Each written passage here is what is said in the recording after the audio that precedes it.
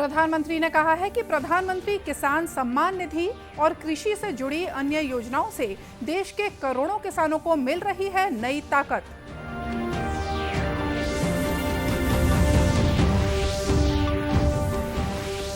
खैरागढ़ विधानसभा उपचुनाव के लिए आज शाम 5 बजे प्रचार प्रसार थम जाएगा। 12 अप्रैल को होगा मतदान।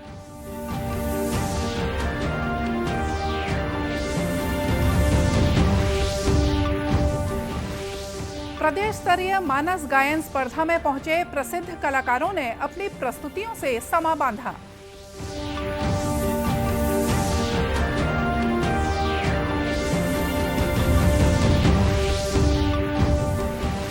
और रामनवमी का पर्व आज देश भर में श्रद्धा और उल्लास के साथ मनाया जा रहा। नवमी पर ज्योत जवारे का धूमधाम से हो रहा विसर्जन।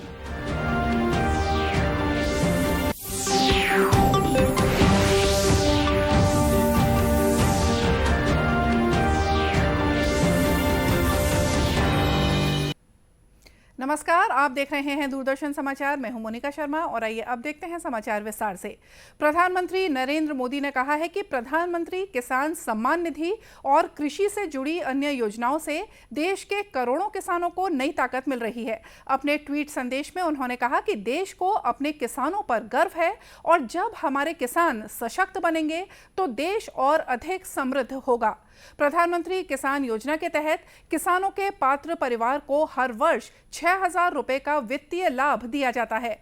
2-2 हजार रुपए की 3 किश्तों में ये राशि अंतरित की जाती है। लाभार्थियों के बैंक खातों में ये राशि सीधे भेजी जाती है। अब तक 11 करोड़ 30 लाख से ज्यादा किसानों के परिवारों को 1,82,000 करोड़ रुपए से ज्यादा की राशि अंतरित की जा चुकी है। 1 करोड़ 73 लाख से ज्यादा किसानों ने राष्ट्रीय कृषि बाजार ई नाम पर अपना पंजीकरण कराया है। राष्ट्रीय कृषि बाजार एक अखिल भारतीय इलेक्ट्रॉनिक व्यापार पोर्टल है जिसमें वर्तमान कृषि उत्पाद बाजार समिति मंडियों के नेटवर्क को जोड़कर एक एकीकृत राष्ट्रीय बाजार बनाया गया है। राजनांदगांव जिले के खैरागढ़ विधानसभा उपचुनाव के लिए आज शाम 5 बजे राजनीतिक दलों का प्रचार प्रसार थम जाएगा। प्रशासन ने शांतिपूर्ण मतदान संपन्न कराने की तैयारियां पूरी कर ली हैं। खैरागढ़ में 291 मतदान केंद्र बनाए गए हैं। इनमें माओवाद प्रभावित 53 अति संवेदनशील और 11 संवेदनशील मतदान केंद्र हैं। जिला संपर्क अधिकारी उषा किरण ने मीडिया से बातचीत में बताया कि 12 अप्रैल को होने वाले मतदान में कुल 2,11,516 मतदाता अपने मताधिकार का उपयोग करेंगे। 11,516 है, जिसमें पुरुष मतदाता 1,06,266 तथा महिला मतदाता 1,05,250 हैं। इनमें 80 वर्ष से अधिक 1,612 तथा नए मतदाता 3,752 हैं। वहीं दिव्यांग मतदाता 1,011 तथा 89 सर्विस वोटर शामिल हैं। उपचुनाव को देखते हुए पुलिस प्रशासन ने सुरक्षा के पुख्ता इंतजाम किए हैं। जिला पुलिस बल के साथ केंद्रीय सुरक्षा बलों की भी ड्यूटी लगाई गई है। इस दौरान कल जवानों ने नगर में फ्लैग मार्च किया। खैरागढ़ उपचुनाव के लिए 12 अप्रैल को मतदान होगा, वहीं मतों की गिनती 16 अप्रैल को की जाएगी। जांजगीर चांपा की धार्मिक नगरी शिवरी नारायण में प्रदेश स्तरीय मानस गायन स्पर्धा के दूसरे दिन प्रदेश और देश के प्रसिद्ध कलाकारों द्वारा अपनी प्रस्तुतियां दी गईं। दूसरे दिन पार्श्व गायिका अनुराधा पौडवाल ने अपने गायन से दर्शकों को बांधे रखा। वहीं नृत्य कलाकारों ने अपनी प्रस्तुतियों से लोगों का मन मोह लिया।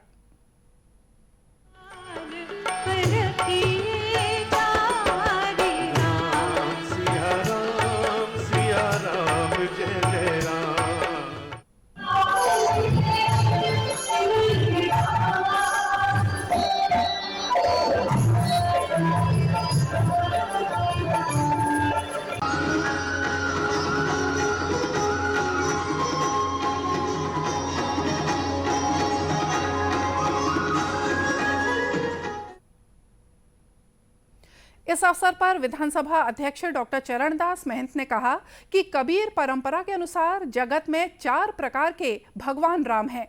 एक राम दशरथ के बेटे हैं, दूसरे राम घट घट में बैठे हैं, तीसरे राम ने पूरे ब्रह्मांड को बनाया है और चौथे राम हम सभी के राम हैं।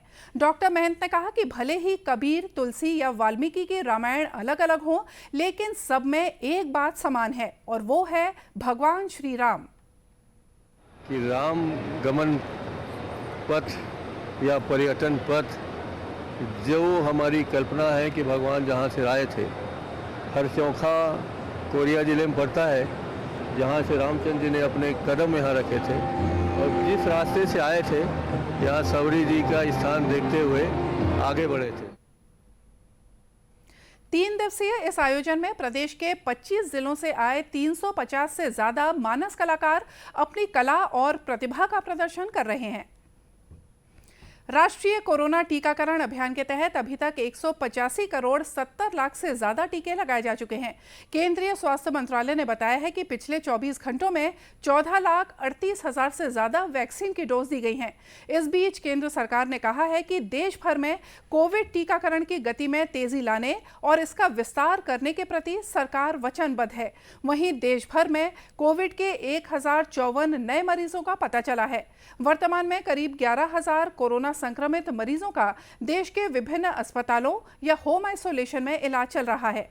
इधर छत्तीसगढ़ में 1,76,74,000 से ज्यादा नागरिकों को कोरोना से बचाव के दोनों टीके लगाए जा चुके हैं। दोनों आयु वर्ग में पहली और दूसरी और प्रिकॉशन डोज को मिलाकर प्रदेश भर में 8 अप्रैल तक 3,96,64,000 से ज्यादा टीके लगाए गए हैं। वहीं 15 वर्ष से अधिक आयु के 99% को प्रथम डोज और 83% आबादी को कोरोना वैक्सीन के दोनों डोज लगाए जा चुके हैं। कोरोना संक्रमण से बचाव के लिए प्रदेश में लोगों का तेजी से टीकाकरण किया जा रहा है। प्रदेश में 15 वर्ष से अधिक आयु वर्ग के टीकाकरण का औसत राष्ट्रीय औसत से भी ज्यादा है। रामनवमी का पर्व आज देश भर में श्रद्धा और उल्लास के साथ मनाया जा रहा है। ये पर्व भगवान विष्णु के 7वें अवतार भगवान श्री राम के जन्म के उपलक्ष्य में मनाया जाता है। हिंदू कैलेंडर के अनुसार रामनवमी चैत्र मास के 9वें दिन मनाई जाती है। राष्ट्रपति रामनाथ कोविंद, उपराष्ट्रपति एम वेंकैया नायडू और प्रधानमंत्री नरेंद्र मोदी ने देशवासियों को रामनवमी की शुभकामनाएं दी हैं। अपने संदेश में राष्ट्रपति ने कहा कि रामनवमी भगवान राम के जीवन मूल्यों और आदर्शों को अपने जीवन में उतारने का अवसर है। उन्होंने कहा कि भगवान राम का जीवन मर्यादा, सहिष्णुता, दयालुता और भाईचारे की प्रेरणा देता है। प्रधानमंत्री ने अपने शुभकामना संदेश में भगवान श्री राम की कृपा से सबके जीवन में सुख, शांति और समृद्धि की कामना की। छत्तीसगढ़ की राज्यपाल अनुसुईया उइके और मुख्यमंत्री भूपेश बघेल ने रामनवमी के अवसर पर प्रदेशवासियों को बधाई और शुभकामनाएं दी हैं। राज्यपाल ने अपने संदेश में कहा कि मर्यादा पुरुषोत्तम भगवान श्री राम का संपूर्ण जीवन उच्च आदर्श और सदाचार के मार्ग पर चलने की प्रेरणा देता है। पावन अवसर पर मैं प्रदेशवासियों को एवं देश के समस्त भाई बहनों को रामनवमी की बहुत बहुत हार्दिक शुभकामना देती हूँ। रामनवमी का पर्व मर्यादा पुरुषोत्तम भगवान श्री राम के जन्म उत्सव के रूप में पूरे भारत में बड़ी ही श्रद्धा, भक्ति एवं हर्ष उल्लास के साथ मनाया जाता है। यह बड़े गर्व की बात है कि प्रभु श्री राम के वनवास काल का अधिकतर समय हमारे छत्तीसगढ़ में व्यतीत हुआ। हमारे छत्तीसगढ़ में प्रभु श्री राम के कदम जहां जहां पड़े उन स्थानों का धार्मिक पर्यटन स्थल के रूप में विकसित किया जा रहा है। इसके लिए मैं समस्त छत्तीसगढ़ वासियों को बहुत बहुत बधाई एवं शुभकामना देती हूँ। मुख्यमंत्री ने इस अवसर पर प्रदेशवासियों के सुख, समृद्धि और खुशहाली की कामना की है। उन्होंने कहा है कि छत्तीसगढ़ में भगवान राम के चरण जिन जिन स्थानों पर पड़े, उनके वैभवशाली और धार्मिक महत्व से जल्द ही देश दुनिया परिचित हो सकेगी।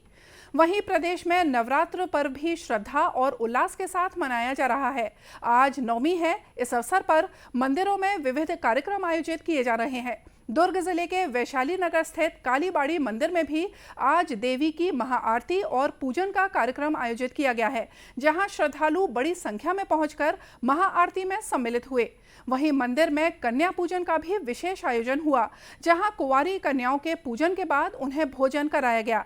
भिलाई के राजा राजेश्वरी मंदिर के पुजारी आचार्य देवदत्त शास्त्री ने नवमी के महत्व पर प्रकाश डालते हुए कहा कि कन्या भोज का आज के दिन विशेष महत्व है। महत्व है, इसमें 9 कलाएं होती हैं भगवती की, जिसमें कन्याओं को भोजन अन्न ग्रहण कराते हैं, कन्याओं को पूजन करते हैं और ज्योत विसर्जन होता है और राम जी का जन्म होता है, इसलिए इसका बहुत बड़ा महत्व है। नवमी पर प्रदेश के विभिन्न जिलों में 9 दिनों से प्रज्वलित ज्योति ज्वारे का विसर्जन भी किया गया। राजधानी रायपुर के टिकरापारा इलाके में बाजे गाजे के साथ बड़ी धूमधाम से ज्वारे विसर्जन की शोभा यात्रा निकाली गई।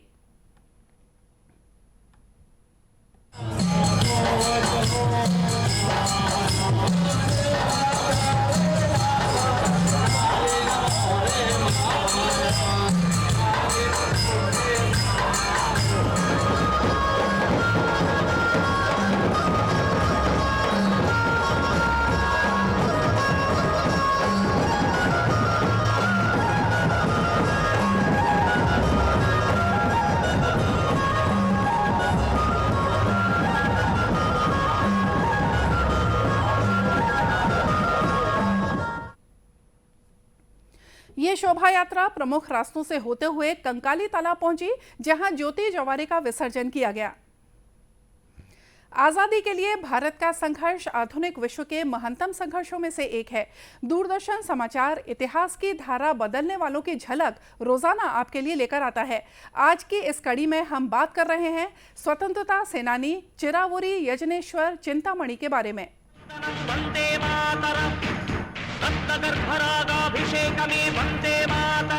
आज हम स्वतंत्रता सेनानी चिरावुरी यजनेश्वर चिंतामणि का भी स्मरण कर रहे हैं। सीवाई चिंतामणि का जन्म 10 अप्रैल 1880 को आंध्र प्रदेश के विजयनगरम में हुआ था। उन्होंने अपना अधिकांश जीवन प्रयागराज में बिताया। युवावस्था से ही चिंतामणि उदारवादी विचारों से प्रेरित इंडियन नेशनल कांग्रेस के नरम पंथ के नेताओं से प्रभावित थे। वे 1898 में इंडियन नेशनल कांग्रेस में शामिल हो गए और समाचार पत्र वाइजैक स्पेक्टेटर के संपादक बन गए। उनके संपादक बनने के बाद वाइजैक स्पेक्टेटर का नाम बदलकर इंडियन हेरल्ड कर दिया गया। हालांकि चिंतामणि के पत्रकारिता करियर का चरमोत्कर्ष समाचार पत्र द लीडर से उनके जुड़ाव के बाद आया। इलाहाबाद से प्रकाशित द लीडर यूनाइटेड प्रोविंस में अग्रणी अंग्रेजी राष्ट्रवादी समाचार पत्र था। द लीडर पंडित मदन मोहन मालवीय, मोतीलाल नेहरू, सच्चिदानंद सिन्हा और तेज बहादुर सप्रू जैसे अग्रणी राष्ट्रवादियों का संयुक्त उपक्रम था। चिंतामणि नगेंद्र नाथ गुप्ता के साथ पहले इस अखबार के संयुक्त संपादक बनाए गए, लेकिन जल्द ही वो द लीडर के पूर्ण संपादक बन गए। इस समाचार पत्र ने ब्रिटिश राज और इसकी नीतियों की भरपूर आलोचना की। चिंतामणि ने 1918 में कांग्रेस छोड़कर सुरेंद्र नाथ बनर्जी, दिनशॉ वाचा, चिमन लाल सेतलवाड़ और तेज बहादुर सप्रू के साथ मिलकर लिबरल पार्टी गठित की। एक उदारवादी सदस्य के रूप में उन्होंने स्वतंत्रता प्राप्ति के लिए संवैधानिक तरीकों के उपयोग को प्राथमिकता दी। भारत सरकार अधिनियम 1919 के अंतर्गत चिंतामणि यूनाइटेड प्रोविंस के शिक्षा मंत्री बनाए गए। 1927 से 1936 के बीच वो यूपी विधान परिषद में विपक्ष के नेता रहे। 1930 में लंदन में पहले गोलमेज सम्मेलन में उन्हें एक प्रतिनिधि के तौर पर आमंत्रित किया गया। चिंतामणि का निर्भीक स्वतंत्र व्यक्तित्व सिद्धांतों के प्रति उनकी अडिग प्रतिबद्धता में प्रतिबिंबित होता था। 1939 में नाइट की उपाधि दिए जाने के बावजूद ब्रिटिश राज के विरोध में उनकी आलोचना कभी बंद नहीं हुई। सीवाई चिंतामणि 1 जुलाई 1941 को अपनी मृत्यु तक द लीडर के संपादक रहे। इस महान राष्ट्रवादी नेता को शत शत नमन।